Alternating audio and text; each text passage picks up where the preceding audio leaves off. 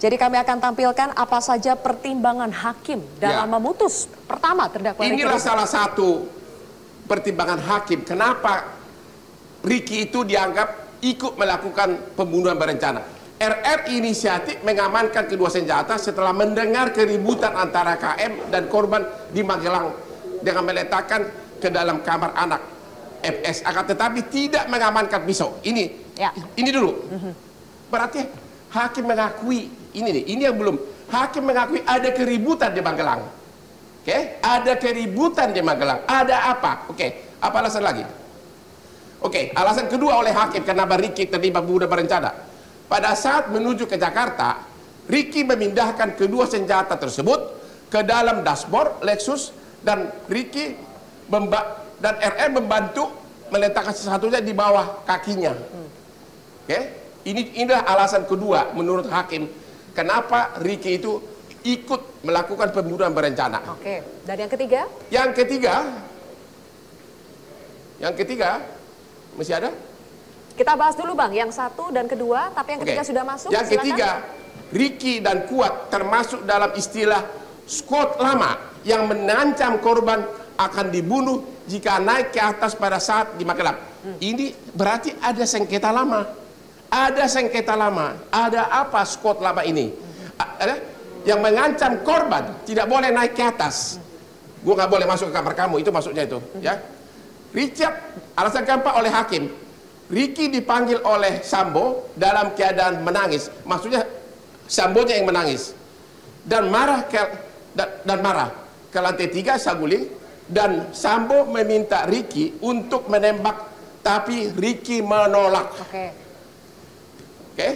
Keempat, kelima belum. Saya kira 4 tadi cukup dulu. Oke, kita bahas dari poin 1, 2, 3, 4. Ricky menolak bukan berarti tidak menghendaki, hanya tidak berani mentalnya melakukan itu sendiri. Ini pendapat hakim. Ya, nanti ini ahli hukum pidana langsung senyum. Ricky tidak menolak pada saat diminta untuk membackup Sambo apabila korban melakukan perlawanan. Hal ini sama dengan niat dan kehendak Sambo yang telah merencanakan merampas nyawa korban. Inilah perbuatan Ricky yang menurut hakim merupakan unsur pembunuhan berencana. Oke, kita bahas dulu. Oke, kita bahas dulu ini. Sebenarnya ini lebih tepat kepada pengacara Ricky. Tapi kita masih menantikan kedatangannya. Tapi saya mau nanti saya akan konfirmasikan ke pengacara daripada Sambo. Kalau saya tanya dia sekarang, ini benar pasti dia bilang gitu. Ya, ada yang kurang, saya belum. Apa itu? Boleh saya jawab sekarang? Kenapa? Boleh saya jawab sekarang? Sorry, ini pengacaranya almarhum Joshua. Saya lengkapi ya. Apa lagi? Jadi pendapat hakim mengenai penolakan Ricky Rizal itu bukan berarti dia tidak menghendaki terampasnya nyawa milik Joshua, itu benar. Kenapa? Yang pertama, memang saya lihat ini secara mental lemah. Yang kedua, dia bisa menolak karena memang dia memiliki lebih kedekatan dengan Ferdy Sambo.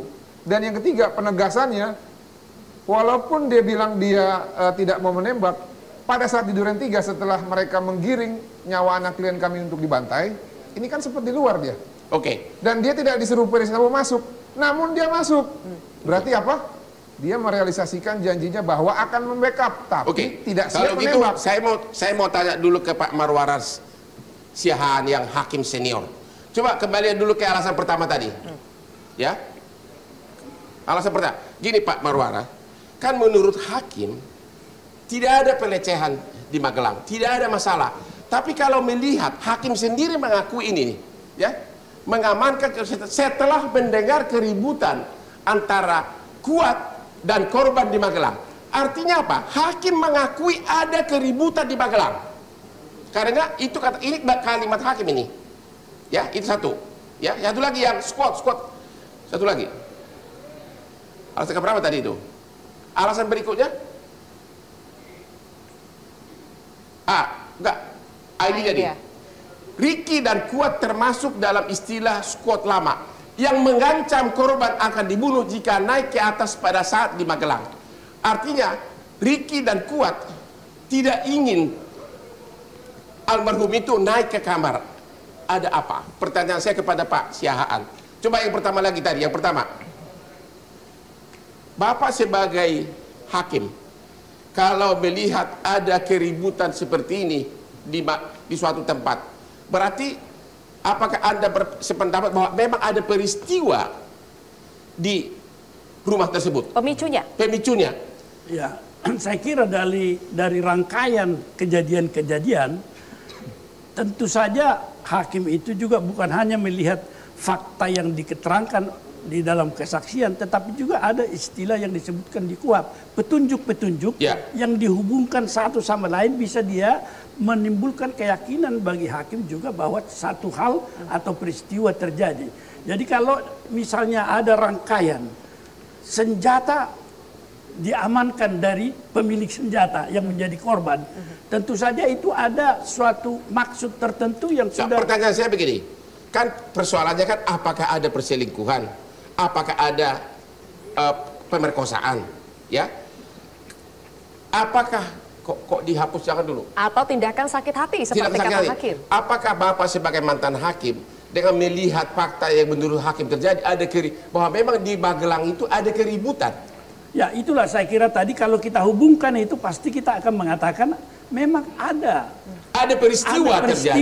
Jadi petunjuk-petunjuk itu merujuk ke sana dan itu bisa menimbulkan keyakinan kita sehingga apa yang dikatakan mengamankan kedua senjata itu juga ada suatu rencana ke depan yang bisa terlihat. Pak Maru, menurut Anda tindakan mengamankan itu apakah sebetulnya Ricky sudah mengetahui apa sebetulnya rencana itu?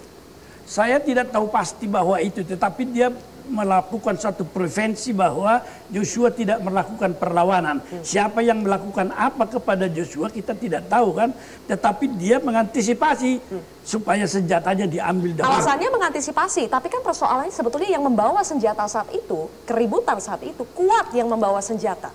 Tapi yang diantisipasi adalah senjata Joshua. Masuk akal tidak menurut Anda? Ya tentu ini kan sekarang Kuat berada dalam posisi mana kan? Kalau dia berada dengan Ricky tentu kita bisa menduga bahwa tidak perlu RR mengamankan pisau yang ada pada Kuat. Jadi yang jadi pertanyaan kan, bagaimana mungkin seseorang membunuh tanpa ada motivasi?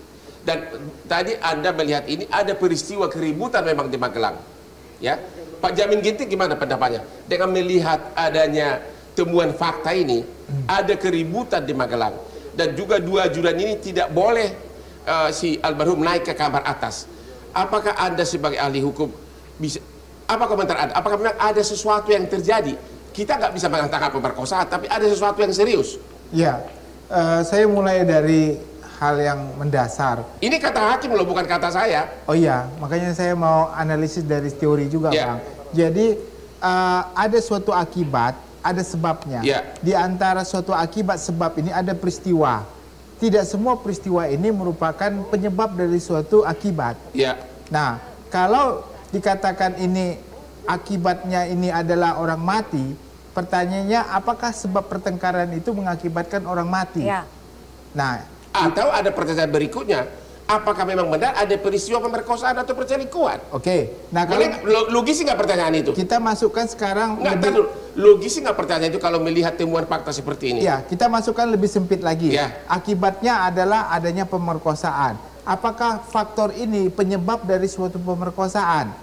Nah, dari peristiwa-peristiwa yang ada ini, apakah pemerkosaan itu diakibat karena pertengkaran? Apakah ini merupakan petunjuk adanya suatu pemerkosaan dengan adanya pertengkaran? Belum tentu. Belum tentu. Nah, jadi sulit untuk kita mengatakan kalau adanya ini sebagai suatu akibat dari suatu perbuatan. Jadi kalau tapi sebaliknya, Anda mengatakan ini tidak bisa disimpulkan merupakan bukti pemerkosaan.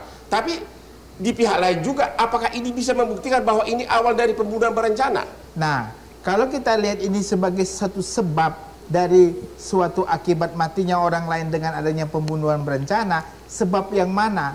Jangan-jangan bukan faktor yang utama. Ini adalah faktor awal dari suatu peristiwa sebab kematian tersebut perencanaan. Nah, faktor dia, contohnya tadi Abang mengatakan, putusan hakim dalam pertimbangannya mengatakan, Ricky mengamankan senjata daripada Joshua, padahal yang pegang senjata contohnya Kuat Maruf, begitu. Itu indikasi bahwa Ricky sebetulnya sudah tahu. Apa motivasi daripada Ricky mengamankan senjata Joshua? Apa motivasinya? Motivasinya supaya jangan ada pertentangan di antara mereka. Mereka mengapa mereka ada pertentangan, alasan apa yang mereka membuat jadi pertentangan, itu sangat panjang kalau saya dimasukkan dalam keputusan. Mungkin untuk bisa menjawab itu, kita langsung menghadirkan Bang Hotman. Sudah ada penasehat hukum dari Ricky Rizal, Zena Dinda DVK, silakan bergabung, Mbak Zena. Inilah kata majelis, inilah kata hakim tentang adanya keributan. Berarti memang di dalam putusan tidak ada uraian tentang apa peristiwa yang terjadi. Tapi kata hakim, ada keributan di Magelang. Pertanyaan kami kepada Zena sekarang, apa pengakuan Ricky kepada klienmu, kepada kamu, apa yang terjadi di Magelang? Baik, setelah Pak Hotman gini, setelah Ricky dan Richard itu kembali dari mengantarkan barang-barang yang anaknya Ferdi Sambo minta, itu kan dia kembalikan karena telepon dari Putri Candrawati kepada Richard Eliezer. Lalu setelah sampai itu ditanya ada apa, karena Susi itu menangis Pak Hotman. Lalu Mas. Baik Mas. Lalu ditanya ada apa? Iya Ibu, saya tadi nodongin pisau ke Joshua karena Joshua mengendap-endap. Hanya seperti itu. Itu kata kuat. Kata siapa itu? Saya menodongkan pisau? Kuat. Saya mengejar Joshua menodongkan pisau. Seperti itu kepada Ricky Rizal. Itu pada saat ditelepon? Tidak, saat bertemu di rumah Magelang tersebut setelah pulang. Lalu ditanya ada apa, langsung dibilang cek ibu. Jadi tidak tahu apa masalahnya. Itu yang pertama. Lalu di situ tadi ada kata-kata mengamankan senjatanya Joshua namun tidak mengamankan pisau yang dipegang oleh Kuat Ma'ruf. Padahal setelah itu sudah ditanyakan pisaunya mana. Lalu Kuat bilang sudah dikembalikan di dapur. Karena memang pisau itu adanya di dapur kan Pak. Kemudian ada nggak pengakuan dari Ricky sesudah datang, sesudah ditanya keributan apa? Itu dia tadi. Tidak ada. Ditanya Om Kuat masih seperti itu, hanya bilang Joshua mengendap-endap. Ditanya sama Joshua nggak apa-apa Bang. Dan Ricky Rizal kan sempat ketemu Bu Putri ya di Magelang ya. Di situ apa yang disampaikan Bu Putri? Hanya bilang di mana Joshua. Jadi si Ricky Rizal masuk ke dalam kamar, itu ditanya cuma ada apa di mana Joshua. Tapi dalam putusan Kuat disebut hakim mengakui bahwa Kuat itu mengejar Joshua dengan pisau. Betul. Kuat pun mengatakan kepada Ricky Rizal. Berarti ada masalah serius. Betul. Oke, kalau gitu pertanyaan berikutnya ada. Ini saya tanya ke Anda dulu. Satu lagi yang mengenai apa itu? Squad lama. Coba. Alasan keberapa tadi itu? Alasan ketiga. Oke. Ricky dan Kuat termasuk dalam istilah squad lama yang mengancam korban akan dibunuh jika naik ke atas pada saat di Magelang. Ini seolah-olah dari dulu, bukan hanya karena di Magelang. Artinya jauh beberapa waktu sebelumnya Ricky dan Kuat sudah mencurigai ada sesuatu dan tidak boleh Joshua naik ke kamar ibu. Pernah dengar nggak pengakuannya itu Pak? Seolah-olah ada apa, nggak boleh lo masuk ke kamarnya. Artinya bukan hanya malam itu, malam peristiwa itu, tapi jauh sebelumnya. Nah ini sebenarnya menarik, sebenarnya bukan skuad lama. Skuad di sini kalau dari kata saksi Vera. Tapi kalau misalkan yang kita menilai adalah si Kuat. Tapi karena mungkin Joshua itu dalam keadaan lagi emosi, si kuat seperti itu. Karena kalau misalkan dibilang skuad di sini yang mengancamnya katanya mau dibunuh. Makanya ini saya jelasin dulu Pak Hotman. Kalau misalkan disebut skuad si kuat di sini itu artinya kuat. Karena apa? Kalau misalkan disebutnya waktu konflik itu kan cuma antara Joshua dengan Kuat. Ricky Rizal dan Richard kan sedang di luar. Kalau gitu pertanyaan begini, jaksa kan menuduh ada perselingkuhan. Ini alasannya yang dikasih oleh hakim itu seolah-olah dari dulu tidak boleh naik kamar ibu di sini kan? Berarti dicurigai ada perselingkuhan. Kenapa tidak larang masuk kamar dari dulu? Yang melarang itu kan Kuat. Ya makanya, apakah klienmu ada cerita ke kamu kenapa Kuat melarang almarhum masuk kamar? Tidak ada. Lu nggak nanya? Pernah menanyakan kenapa, dia bilang biasanya ajudan itu naik ke atas kalau misalkan dipanggil atau misalkan disuruh. Ya tapi kenapa harus marah gitu loh? Kenapa harus marah? Karena mereka benar-benar menjaga jangan sampai almarhum naik ke atas. Seolah-olah mereka curiga ada perselingkuhan. Itu tafsiran logis. Kalau misalkan Ricky menanyakan kepada Joshua hanya mengatakan mengendap-endap. Makanya dia kejar pakai pisau, tapi tidak diberikan penjelasan lebih jelas lagi. Mungkin kalau seperti nanya Kuat itu kenapa semarah itu, mungkin bisa ditanyakan kepada PH-nya Kuat sendiri. Oke, baik. Kita pindah dulu, Bang Hotman, ke Prof Gayus dulu ya. Oh iya dulu tadi, udah janji. Oke, baik. Jadi gini, yang dipermasalahin oleh Bang Hotman kan ada keributan. Ada keributan di sana. Keributannya karena apa? Ya. Sayangnya yang mengetahui peristiwa itu hanya 2 orang, satu sudah meninggal. Satu lagi, menurut jaksa itu adalah klaim sepihak yang tidak bisa dipastikan kebenarannya. Dan melalui pertimbangan majelis hakim, kalau kata Febri, rontok. Nah, tadi menarik, Ricky mengatakan pada saat ingin menyita senjatanya Kuat, pisau, dia bilang sudah Kembalikan ke dapur. Ya. Coba tanya, di mana Ricky menyita senjatanya Joshua? Apakah di pinggangnya? Enggak, di tempat menyimpan senjata. Nah, yang jadi pertanyaan, kok senjata Joshua diuber sampai dengan tempat penyimpanan senjata, kenapa tempat penyimpanan pisau tidak diuber ke belakang, ke dapur? Jadi hal-hal seperti ini yang meyakinkan hakim bahwa hal tersebut, ya jawaban-jawaban tersebut seakan-akan dikondisikan. Tapi hakim dengan ini kan kalimat dari hakim, berarti hakim mengakui ada peristiwa pertengkaran serius di Magelang pada saat itu, dan alternatifnya adalah, alternatif kalau melihat bahasa hakim ini, alternatifnya adalah pemerkosaan atau perselingkuhan atau yang lain. Makanya saya bilang ada yang lain. Nah gini loh, semua yang diuraikan oleh hakim ini menggambarkan ada suatu keributan. Masa meributan gara-gara nasi goreng atau gara-gara mie? Nah, ini yang mau saya jawab di akhir. Ya. Jadi menurut jaksa, kesimpulannya adalah perselingkuhan. Menurut hakim adalah sakit hati. Korban mengakibatkan sakit hati yang mendalam kepada Putri Chandrawati. Saya pernah membuat suatu antitesis dari klaimnya orang-orang ini ya. Siapa yang bisa meyakinkan bahwa korban itu adalah Putri Chandrawati? Mungkin nggak yang jadi korban itu dalam hal ini ya, diduga ya mau dilakukan kekerasan seksual tapi menolak ya. Ulang lagi. Diduga, diduga nih si Putri itu adalah sebagai pelaku. Apa? Percobaan kekerasan seksual kepada Joshua dan ditolak dan dia sakit hati. Apakah kalau ditolak ada orang istri gara-gara ditolak malah mengadu ke suami? Malah harusnya rahasia dong. Nah, yang jadi permasalahan adalah satu, ada si Kuat. Nah, si Kuat bilang Joshua itu seakan-akan mengendap-endap. Saya sudah lihat melalui visualisasi.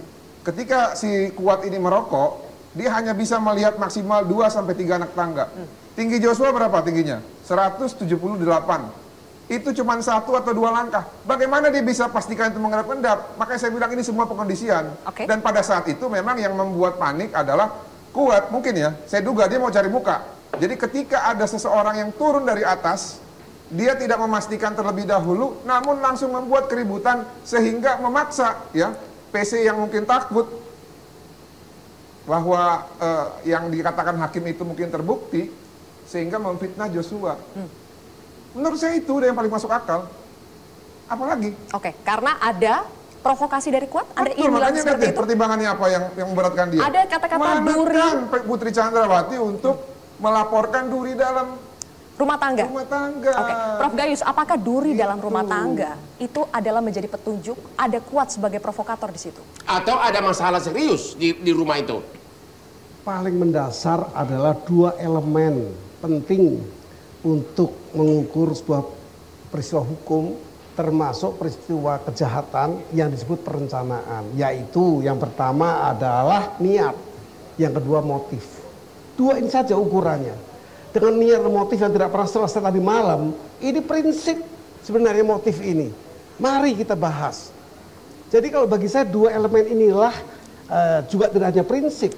Ketika duri dalam rumah tangga, apakah itu menjadi petunjuk motif? Hakim punya kebebasan untuk memutus, tapi ingat, hakim dikoridori juga dengan aturan. Dengan konsep-konsep hukum yang seharusnya diperhatikan. 2 elemen tadi. Nah ini kalau kita bicara adanya berita itu, semua hal mesti diungkapkan, tidak hanya ini. Misalnya, Ricky Rizal, apakah ada niat di sana? Kalau dia ada niat, dia sudah menerima tawaran untuk menembak. Dia tidak punya niat. Itu yang jadi dia uraikan terus itu. Saya tidak punya niat. Nah kalau tidak punya niat, motifnya apa? 2 hal ini sebagai elemen yang penting untuk hakim memutus. Tanpa ini ya boleh-boleh saja, itu hak dan kewenangan ya. Pada saatnya kan ada koreksi-koreksi di peradilan berikutnya. Anda menilai si Ricky tidak punya niat ya? Dia mengatakan begitu dan saya juga melihatnya kalau mau niat dia tembak saja di perintah komandan, mungkin dia akan naik pangkat. Tadi Prof Gayus mengatakan sebetulnya Ricky ini kan menolak permintaan Sambo untuk menembak Yosua. Tapi kenapa itu tidak menjadi faktor meringankan, Bang Jamin? Sebenarnya tentu faktor yang meringankan juga, tapi dalam pertimbangan nggak dijadikan hal-hal itu sudah dipertimbangkan. Jadi dari mana ada tuh dipertimbangkan nggak dimuat di putusan? Bagaimana? Justru hakim mengatakan Ricky menolak bukan karena tidak menghendaki penembakan, tapi tidak berani menembak dengan tangannya sendiri. Nah, jadi artinya seolah-olah berniat tapi nggak berani. Nah, saya kasih konteks segini, niat itu tidak selalu dalam orang melakukan suatu perbuatan bersama-sama melakukan tindak pidana, niat itu tidak perlu sama semuanya untuk membunuh. Kalau kita lihat konteks Kuatmaruf, agak kebingungan kenapa saya harus dihukum. Ricky Rizal, kenapa saya hukum? Saya kan tidak ada membunuh berencana. Memang nggak ada.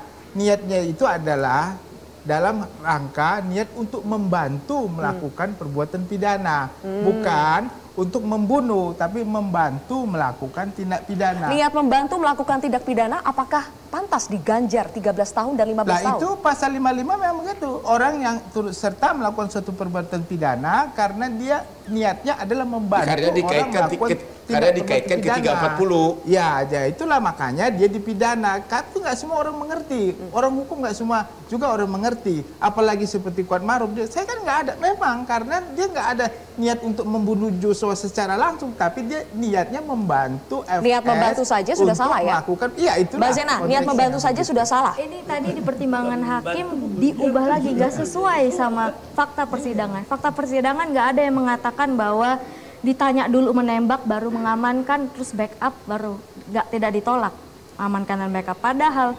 berkali-kali Ricky Rizal mengatakan itu satu runtutan kalimat yang dijawab dan ditolak. Dan psikologi forensik juga mengatakan bahwa Ricky itu mempunyai sifat yang tidak agresivitas. Artinya dia menolak seseorang bisa menggunakan dengan bahasa yang baik.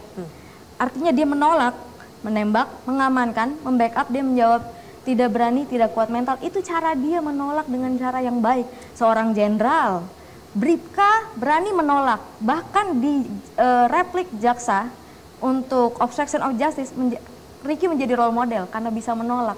Dibandingkan dengan para brigjen semuanya tidak bisa menolak, bahkan ada yang dibilang perintahnya tidak Pak Maru ketawa-ketawa, kenapa Pak Maru? Di dalam kehidupan, Anda perhatikan, kadang-kadang kejahatan terjadi karena ada orang-orang baik tidak melakukan sesuatu. Jadi kalau misalnya pembahasannya sopan, ya dia harus melakukan sesuatu. Apakah dia untuk menghindarkan diri terlibat di dalam peristiwa itu. Tetapi kalau orang yang baik diam saja, terjadi kejahatan, itu adalah kejahatan yang disebutkan by omission juga. Jadi kalau delik itu kan ada omisi, ada komisi. Artinya berbuat atau tidak berbuat. Ketika Ricky tidak memberitahu kepada Richard Eliezer bahwa dia diperintah Sambo untuk backup menembak Yosua, itu sudah salah? Menurut saya sudah salah juga itu. Tidak memberitahu Yosua itu sudah salah? Saya kira ya. Artinya sebenarnya kalau memang Ricky sebaik yang dimaksudkan, dia juga bisa menghindar dari situ. Ada kesempatan saya kira mereka itu. Tetapi orang baik yang tidak melakukan sesuatu. Tapi Pak Marwarat, Bapak kan hakim senior, super senior. Saya juga sudah 40 tahun praktik hukum. Ya. Saya ada satu pertanyaan saya kepada Bapak sebagai hakim. Tadi yang dikutip itu semua itu adalah kalimat-kalimat dari hakim yang mengutarakan ada bawa peso, ada bawa ini. Tapi tidak ada dalam putusan pertengkaran itu. Pertengkaran apa? Hanya disebut bawa peso. Maksud saya sebagai Bapak sebagai hakim, apakah putusan tersebut, apa penilaian Anda terhadap putusan yang menguraikan ada bawa peso, ada pak ini, tapi tidak diuraikan sama sekali kejadian pertengkarannya apa yang terjadi? Tadi saya sudah memulai mengatakan bahwa satu peristiwa tertentu belum tentu cukup menggambarkan dan menyimpulkan. Tadi ada banyak peristiwa. Ya, tetapi kemudian manik-manik peristiwa itu dihubungkan, itu yang bisa menyimpulkan dan menarik kesimpulan bagi hakim. Ada suatu peristiwa. Saya setuju dengan Anda. Langsung ditarik kesimpulan ke Jakarta. Tapi yang di Magelang itu, semua uraian tadi itu adalah keributan di Magelang. Tapi dalam putusan tidak ada keributan apa. Iya dong. Ngejar peso karena apa?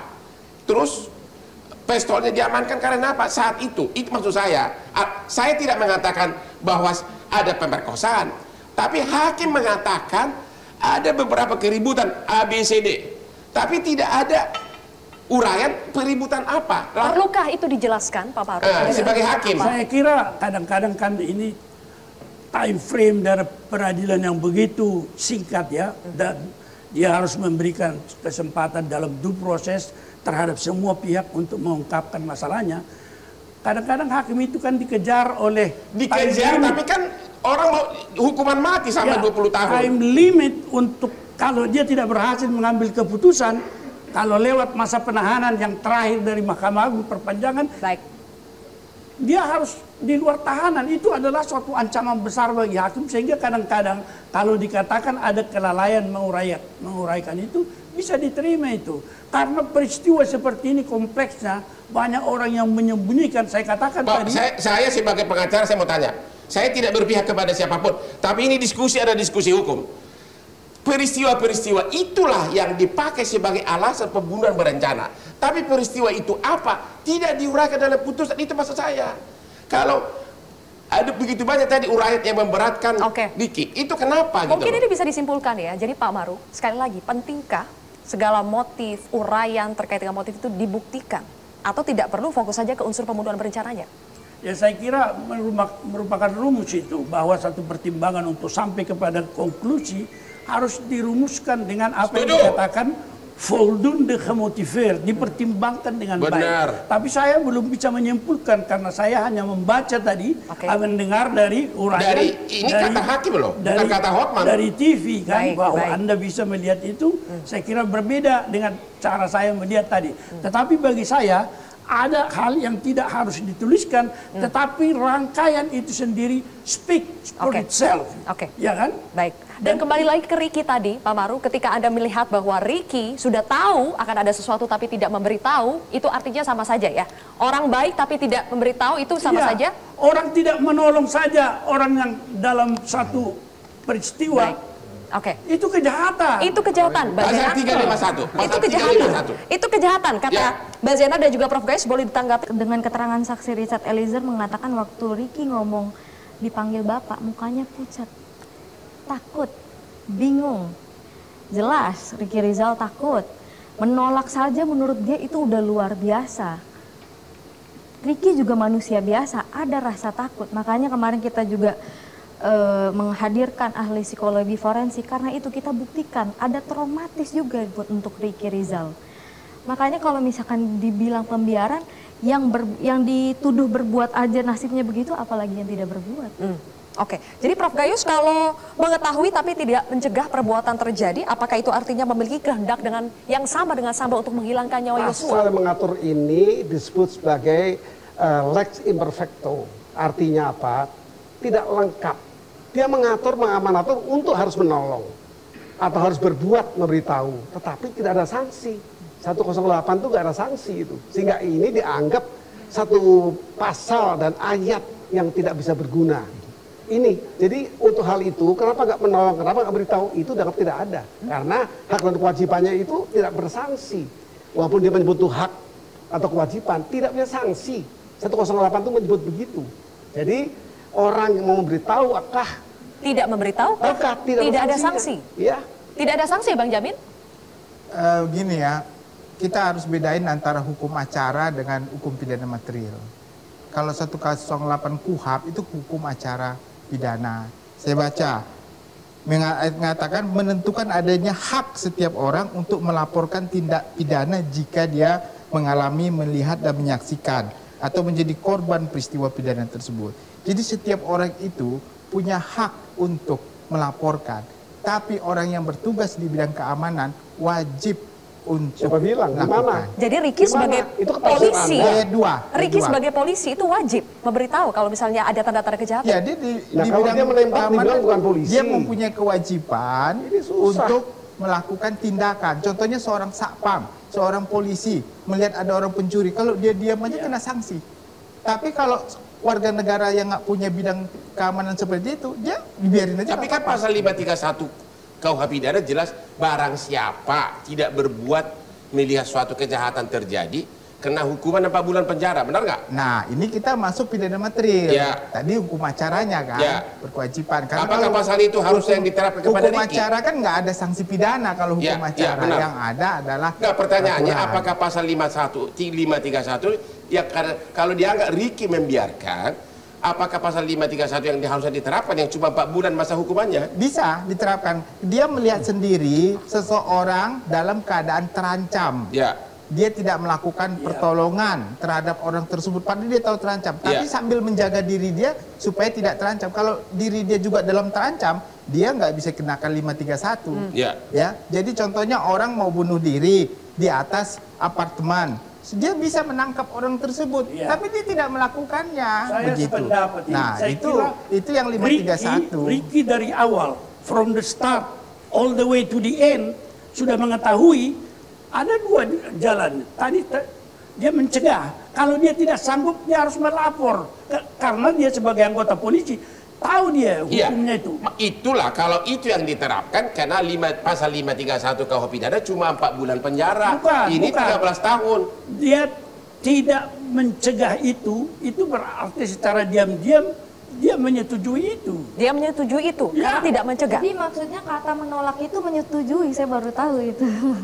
Padahal Ricky menolak, Pak Maru. Ricky menolak untuk Menolak membackup cara dia Sambo. langsung eksekutornya, ya kan? Menolak mengamankan, membackup itu ditolak semua. Kalau betul dia harus melapor kepada komandannya. Makanya tadi saya menyampaikan Tapi kan hal yang psikologisnya berbeda, dia. Pak. Kalau mengatakan menolak mesti melaporkan itu 2 hal yang berbeda. Tadi saya ingatkan, Saudara Jamin, bahwa tidak harus itu. Artinya memang hukum acara itu mengatur, tapi tanpa hukum acara bisakah hukum material berjalan? Saya mau tanya. Ya, kita bicara 108 kan hukum acaranya. Ada diberikan ini kamu kalau kamu bidang keamanan, kamu berkewajiban. Kalau enggak sanksinya sanksi Nanti disiplin. ketika Sanksi disiplin, menggunakan bukan sanksi pidana. senjata secara salah, oh dia bukan bidangnya, baru dia polisi. Sanksi disiplin. Apa begitu pandangannya? Karena itu hukum acara, tapi kalau dia hukum material ada sanksi pidana. Ya tanpa itu juga, tanpa 108, hukum material nggak bekerja itu. Nggak bekerja. Oke, artinya Prof Gayus Anda menilai tidak wajib ya ketika Saya Ricky merasakan bahwa putusan ini perlu lebih luas lagi untuk khususnya untuk Ricky Rizal. Kita juga belum membaca, Pak. Bapak baru mendengar. Pak Marwarar, ini hasil rekaman kantor saya dari TV. Jadi semua peristiwa yang oleh hakim disebutkan dalam Magelang ini dah. Tapi peristiwanya apa? Tidak ada. Si Kuat ngejar pakai pesok, tidak ada. Kenapa ngejar pakai pesok? Tapi itu dipakai kemudian di Jakarta sebagai bahwa pembunuhan berencana itu sudah dimulai dari Magelang. Tapi apa yang terjadi di Magelang tidak diuraikan. Itu loh Pak. Saya kurang tahu apakah itu merupakan hal yang mutlak dicantumkan dalam pertimbangan yang voldunde untuk mengatakan unsur itu tadi tentang rencana. Tapi kalau itu ya silakan Hakim Agung kan. Tetapi doktrin itu adalah yang kita pinjam dari Belanda, Pak. Kita coba pakai doktrin itu, Pak. Ya kita ambil over karena baik kan. Kami juga menggunakan doktrin itu. Ya itulah Mahkamah Agung maksudnya, bukan asli ciptaan Pak Gayus. Oh, siapa bilang bukan ciptaan saya? Memang bukan Tidak, ciptaan saya. itu doktrin yang sudah lama, Pak. Bukan sejak Bapak belum lahir udah ada itu. Ya itu, saya katakan bukan ciptaan Pak Gayus. Oh, siapa bilang ciptaan saya? Ya itu, jadi saya pikir Siapa yang bilang? kita Saya mengerti. Kok ciptaan saya Bapak tahu dari Tapi mana? yang voldunde motivasi itu adalah menyangkut unsur-unsur itu. Kalau menyangkut motif, menyangkut hal memberatkan, Semua meringankan, pertimbangan baik. bunyinya. Ya. Semua pertimbangannya tidak lengkap. Selengkap apa misalnya? Ya tadi diuraikan publik, Oke. host saya tahu.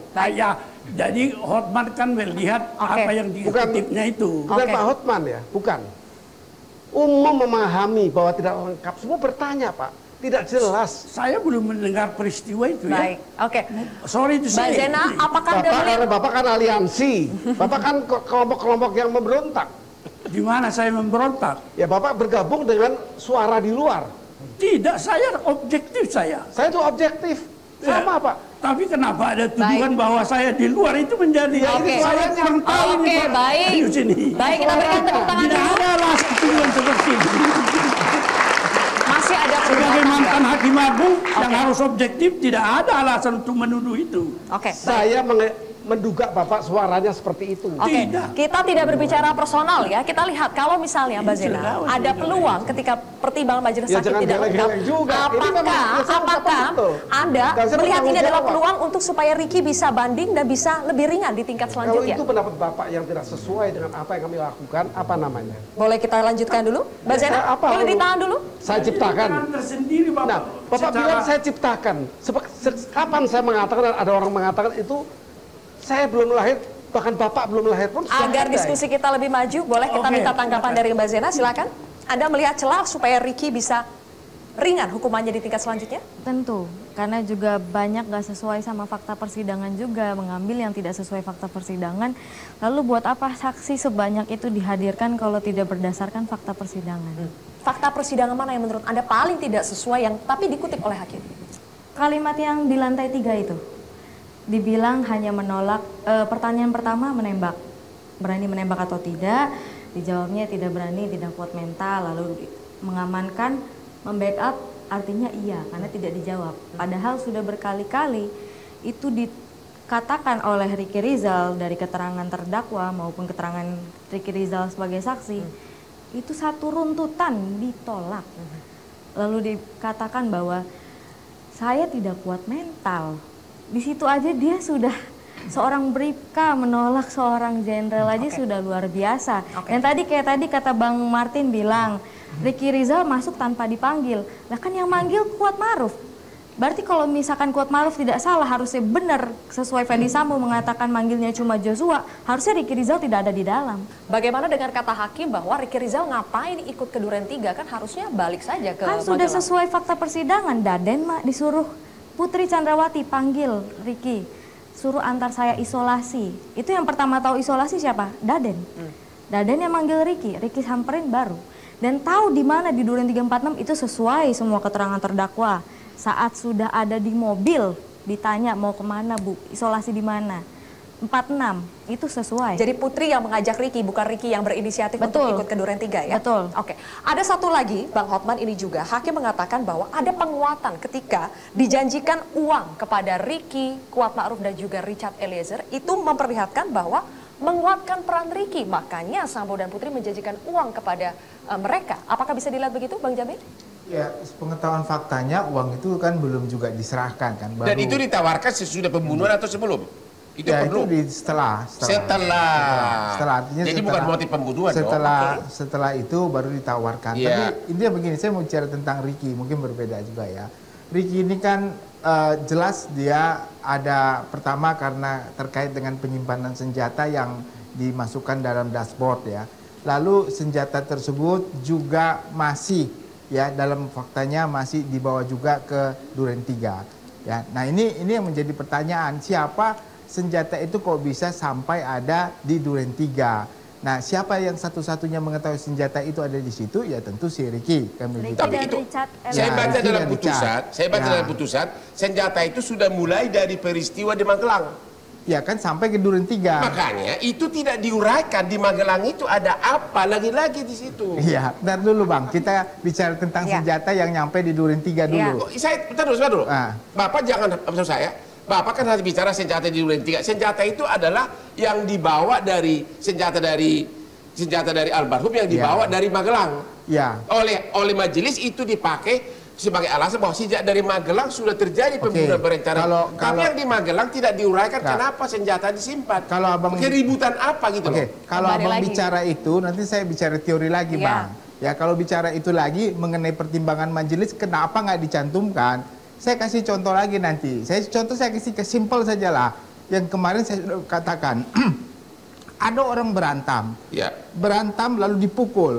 Lalu karena dipukul dia luka, dia mau cari pengobatan, jalan-jalan pergi ke apotek. Di tengah jalan apotek ditabrak dan mati dia. Nah, pasalnya adalah pasal kematian orang tersebut. Tapi karena dia berantam, kenapa dia berantam? Dicari penyebab berantam.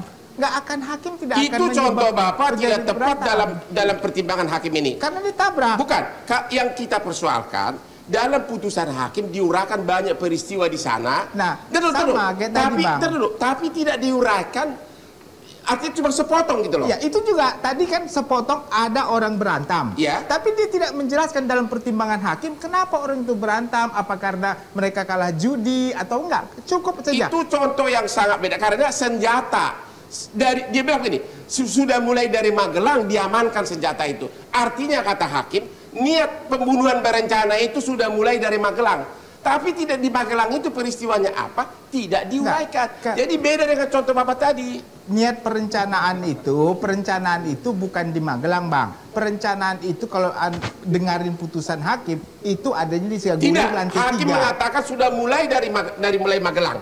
Ada kata-kata begitu. Di lantai 3 dibuat perencanaan tersebut. Dia bilang sudah mulai dari Magelang. Ini kalau di Magelang FS itu tidak ada kaitan di Magelang, adanya di Duren 3, maka dikatakan perencanaan di Saguling dan Duren 3. Justru dia telepon dari Magelang. Iya, justru dari Magelang ada telepon, kemudian senjata itu sudah mulai diamankan di Magelang, makanya dianggap rencana niat itu sudah mulai dari Magelang ke Jakarta. Artinya peristiwa yang di Magelang dipakai sebagai mengatakan pembunuhan berencana, tapi peristiwa apa yang di kamar itu, peristiwa apa keributan di kamar itu ada 2 halaman, tidak diuraikan peristiwa apa.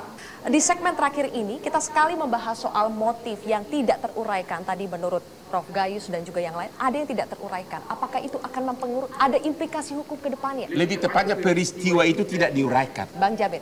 Ya, sekali lagi di Indonesia itu hakim itu punya pandangan sendiri-sendiri. Ada mungkin yang menginginkan supaya motif diuraikan. Ada yang tidak diuraikan juga tidak masalah. Kita hakim itu independen. Dia bisa memutuskan sesuai, tapi ada koridor dalam memutuskan tersebut. Makanya saya katakan, saya sebagai ahli menerangkan bahwasannya motif itu bagian dari kronologi suatu peristiwa. Dia dicantumkan dalam suatu peristiwa, tetapi tidak merupakan Bestalenden Delichten dalam suatu perbuatan yang tidak perlu dibuktikan. Apakah harus dibedakan antara motif dan peristiwa? Yang saya bahas dari tadi adalah peristiwa yang di Magelang itu tidak diuraikan apa. Saya tidak bicara motif ya, peristiwa, tapi itu dipakai sebagai bukti bahwa terjadi perencanaan pembunuhan. Jadi begini, saya tidak bicara motif. Di dalam ini tadi peristiwanya perlu diuraikan atau tidak? Peristiwanya, kenapa dia bawa peso? Kenapa senjata disembunyikan? Terakhir, peristiwanya perlu diuraikan atau itu tidak? disebutkan, tetapi latar belakang peristiwa itu mengapa terjadi tidak perlu disebutkan. Oke. Jadi bisa saja contohnya. Tapi itu dipakai untuk menghukum orang. Gimana sih? Bisa menghukum orang, lihat aja di pasal 183 ada 2 alat bukti beserta keyakinan. Kalau hakim sudah yakin tentang ada suatu perbuatan tidak ada bukti atau cuma 1 bukti cukup bagi dia. Jadi kita hakim yang menentukan, bukan kita yang menentukan berdasarkan keyakinan. Mungkin kita akan nyambung lagi besok. Ya silakan. Saya sulit menanggapi, nggak mau belajar dari mana dokter ini ya. Yang penting semua pertimbangan hakim itu harus dengan jelas. Semua diuraikan dengan jelas supaya keadilan itu muncul dari sana. Nah, mengenai strafmat, putusan hakim terserah hakim di semua dunia. Bukan cuma common law pun begitu. Juri boleh berpendapat, tapi hakim yang memutuskan, tetap hakim. Nah, ini dipahami dengan baik. Kalau semua pertimbangan tidak bisa disampaikan dengan baik, ya tadi resikonya di tingkat berikutnya mengadili sendiri. Baik, oke. Tampaknya sudah cukup ya soal ini ya. Kita berikan tepuk tangan dulu. Karena sekarang kita akan move on. Tadi Prof. Gayus menyinggung soal keadilan. Ada lagi satu keadilan yang ditunggu. Dan ini yang paling banyak, dalam tanda kutip ya, paling banyak menyita perhatian soal terdakwa Richard Eliezer. Kalau kita lihat 4 terdakwa ini lebih tinggi semua. Bagaimana dengan Richard Eliezer? Dan kenapa diputus belakangan? Oke, Prof. Maru, Pak Maru. Kira-kira rencananya hakim Pak mau diputus ringan atau apa? Saya kira sebelum sampai ke sana, justice kolaborator merupakan konsep yang juga kita adopsi karena kita juga telah meratifikasi undang-undang anti corruption PBB dan juga undang-undang yang apa namanya itu transnational organized crime. Ya itu sudah tidak persoalan karena kita sudah punya undang-undangnya. Sudah. Sekarang jadi, pertanyaan kunci dulu ya tadi. Jadi kalau justice kolaborator di dalam politik hukum Indonesia harus diberi tempat yang lebih luas, dalam arti dimasukkan di dalam hukum acara sehingga penegak hukum satu bahasa tentang itu, tidak seperti yang sekarang terjadi. Saya lihat tidak ada satu bahasa antara apa yang dimaksud jaksa dengan prediksi Bapak apa untuk besok? Prediksi Bapak untuk Eliezer ini? Kalau Anda hakimnya? Kalau Anda hakimnya? Kalau saya hakimnya, saya sudah katakan saya akan berikan 1 tahun penjara saja. Anda? Jadi gini. Langsung to the point deh. Kira-kira apa yang terjadi besok? Jadi gini, status GC saya yakin dikabulkan. Ya. Namun yang jadi problematika adalah sekarang tuntutan yang tadinya pada kecil itu jadi pada ultra petita. Ya, pada ultra petita. Paling kecil terakhir adalah 13 tahun. Ya. Nah, tuntutan Richard 12 ini sudah masuk zona aman dari keringanan di bawah 13 dibanding terdakwa yang lain. Nah, tapi kalau harapan saya sesuai dengan ketua saya, doa dan harapan kami Richard Eliezer divonis lebih ringan dari 5 tahun. Kenapa Anda sampai berdoa seperti itu untuk Richard Eliezer? Padahal Richard Eliezer itu saya orang yang pertama yang gitu. Saya yang pertama mengatakan bahwa Richard Eliezer adalah pembunuh dan psikopat. Itu tanggal 20 sekian Juli. Lalu di tanggal 5 Agustus yang bersangkutan mengatakan bahwa dia akan bertanggung jawab dan dia akan meminta maaf. Tanpa ada Richard Eliezer, tidak akan ada tersangka Ferdi Sambo. Tidak akan ada tersangka Putri Chandrawati, tidak akan ada tersangka dari adik klien kita ini, ya. Sama. Jadi menurut Anda 2 tahun? Dan tidak bisa membuktikan di depan persidangan. Karena kenapa? Ini perencanaan sulit. Sudah kita tahu. Ada 2 tahun? Enggak, di bawah 5 tahun. Bapak? Richard Eliezer besok, prediksi aja dulu. Jangan pakai teori Belanda dulu.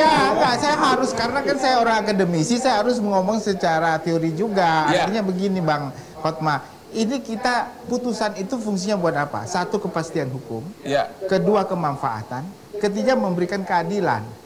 Jadi bukan hanya kepastian hukum saja, tapi ada nggak manfaatnya nanti bagi perbaikan suatu sistem peradilan kita? Dan apakah ini akan memberi keadilan bagi orang yang sedang memperjuangkan dan membuka tabir? Kembali kepada pertanyaan, prediksi Bapak tentang Eliezer besok berapa tahun? Kalau hakim menilai ini sebagai suatu kemanfaatan dan memperbaiki sistem pidana di Indonesia, maka Richard Eliezer harus diberi kesempatan untuk kembali ke kepolisian. Dan hukumannya? Artinya berapa tahun? Untuk kembali ke kepolisian, artinya bebas? 2 tahun. 2 tahun? Minimum 2 tahun. 2 tahun dan kembali kepada kepolisian. Pak Gayus? Ya, saya kalau sudah dengar hakim senior ya mengatakan setahun ya, itu yang gembira bukan saya. Siapa? Ya paling keluarganya, terutama itu loh yang di bawah teks nanti kita baca itu. Di live chat atau live chatting itu baca, wah Pak Marwara. Ya itu. Saya kira jangan individual itu, saya Anda kan betul setuju itu. Tetapi saya melihat politik hukum penegakan ke depan untuk mengungkap korupsi-korupsi ini merupakan motif. Tidak apa-apa karena Anda melihat personal. Harus ke bawahnya bicara Bapak. Ya enggak. Yang bicara bukan mantan hakim lain. Bukan mantan hakim lain. Itu tidak begitu caranya. Bicara di sini bukan mantan hakim lain, Bapak, Pak Marwara. Gayus, kalau banyak netizen, maksud Anda netizen ya, yang mendukung Richard Eliezer, yang setelah justice. Oke. Apakah itu tidak bisa dibilang itu memenuhi rasa keadilan masyarakat? Itu adalah gambaran dari keadilan yang diinginkan masyarakat. Nah, dan akibat pendapat Bapak ini, Bapak banyak saya bertanya, saya bertanya Pak Gayus. Anda nggak paham berarti antara perbedaan social justice yang disuarakan masyarakat, netizen, dengan street justice. Bedanya? Bedanya yang di jalanan bagaimana ada nggak? Tidak akan bisa mempengaruhi, tidak akan bisa mempengaruhi hakim. Semua itu mempengaruhi, tapi mempengaruhi situasi masyarakat, mengacaukan keadaan. Itu beritanya pun kalau Metro TV tidak mencegah itu dengan berbagai cara, itu sudah merupakan the yellow newspaper. Menurut Anda prediksi Eliezer? Saya sudah bilang kalau hakim senior saja sudah setahun, ya saya mau bilang apa lagi? Saya tidak Anda dengar argumen saya. Politik hukum Indonesia ke depan kan di dalam mengungkap Bapak tidak bilang ini ya, politik hukum baru sekarang Bapak bilang. What? Inilah. Ada bilang kan tadi politik hukum. Ada manfaatnya buat politik hukum ke depan apa? Saya kira, saya ingat saya bicara di BTV kan. Tapi itu BTV politik kan hukum. Kita nggak nonton Pak. Legal policy dan politik hukum saya juga bisa memahami politik hukum apa di Indonesia. Ya. Yang ada adalah Pak, independensi peradilan yang tidak boleh diintervensi dengan apapun. Ya termasuk pendapat-pendapat. Adalah kualitas daripada hakim yang dituntut. 64, tetapi politik hukum adalah kebijakan ke depan yang akan disusun. Politik hukum itu berubah Pak. politik Presiden tidak boleh mempengaruhi apapun, tapi sebelum 64 Bapak pasti ingat politik hukum Undang-Undang yang saya 19. maksud di perundang-undangan kok nggak bisa presiden campur. Dia mempunyai Oke, inisiatif. kita akhiri perdebatan ini. Kita akhiri perdebatan ini. Pak Jenda sekarang. Gimana? Kira-kira Anda sendiri kira-kira maunya Eliezer itu dihukum berapa tahun besok? Waduh. Kira-kira aja dulu.